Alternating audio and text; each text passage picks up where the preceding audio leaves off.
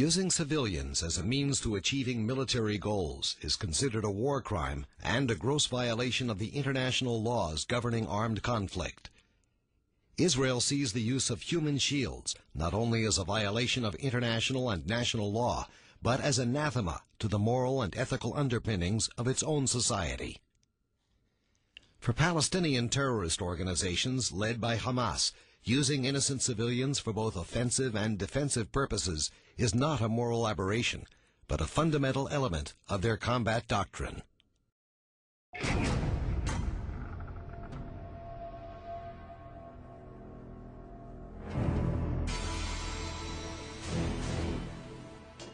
Death in the making.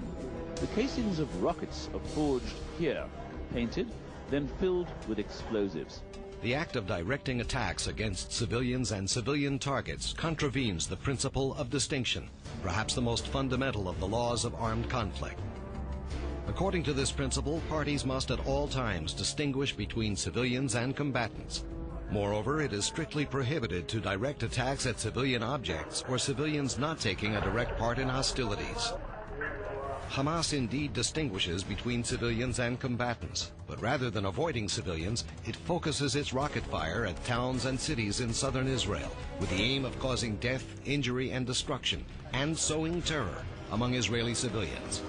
In contrast, when dealing with densely populated Palestinian civilian areas, the Israel Defense Forces make great efforts to spare innocent lives, often limiting its military objectives and putting its own troops at increased risk. The IDF uses several methods in order to allow innocent bystanders to evacuate targeted areas. It provides advance notification by airdropping printed warnings. The IDF has established a unit which gives further notification through verbal telephone announcements made directly to local residents.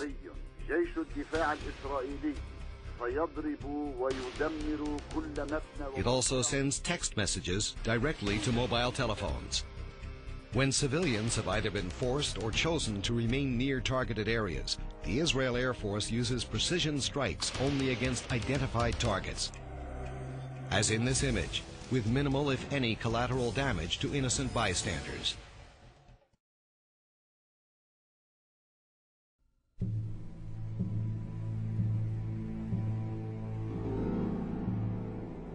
Hamas makes operational use of heavily built-up, densely populated civilian areas in the Gaza Strip for the planning, organizing, and launching of rocket attacks. Moreover, Hamas makes use of civilian facilities such as universities for weapons development and systematically uses protected civilian areas such as schools, private homes, hospitals, and mosques for its industry of weapons smuggling, hiding and storage of rockets, explosives, and ammunition, as well as the illicit harboring of combatants. Here we see the entrance to a weapons smuggling tunnel situated directly under a bed in a residential home. Hamas uses the protected status of places of worship to launch rockets from a mosque in the refugee camp of Jabalia. The last image of Hamas firing from a children's school, knowing full well that the IDF normally refrains from firing within a close radius of such sensitive buildings, further demonstrates the fine web of terrorist and civilian infrastructures woven together by Hamas. These examples are expression of Hamas doctrine to integrate both infrastructures, forcing innocent civilians to serve as human deterrents against Israeli attack.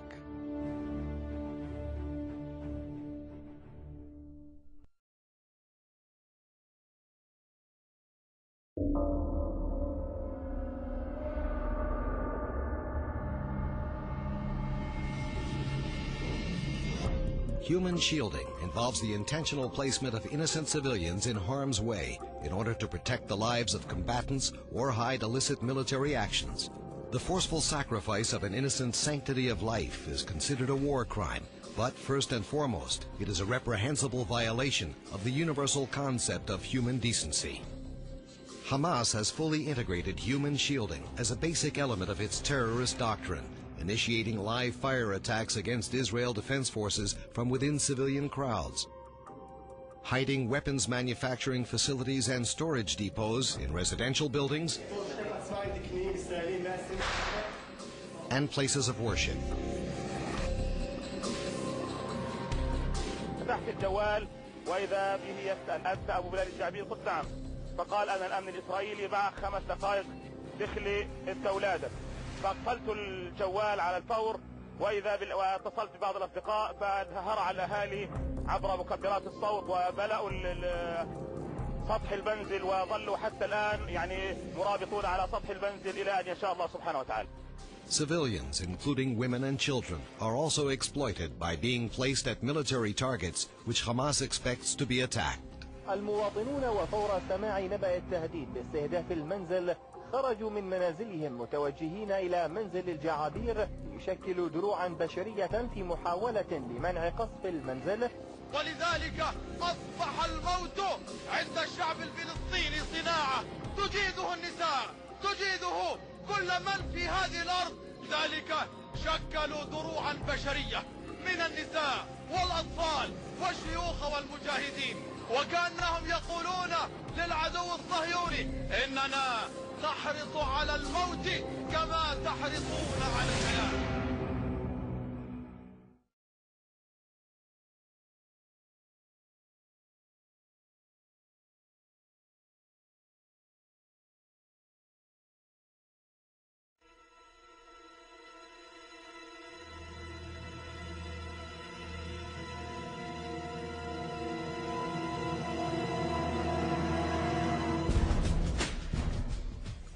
Despite universal consensus on the status of children as a protected population, Hamas has shown no respect for this fundamental axiom, nor mercy for the children themselves.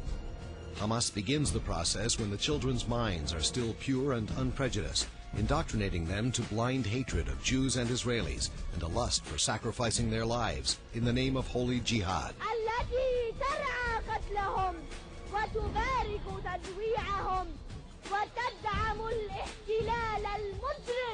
The children are then used as human robots, remotely controlled by Hamas operators, who send them on missions for which they would not risk their own lives.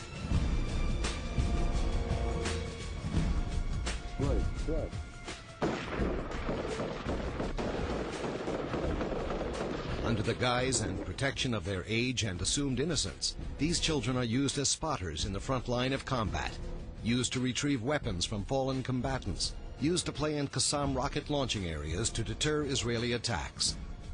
They're used to transport explosives and weapons, and most grievously, they're sent unknowingly with explosive devices in their school bags to be blown up in the vicinity of Israelis.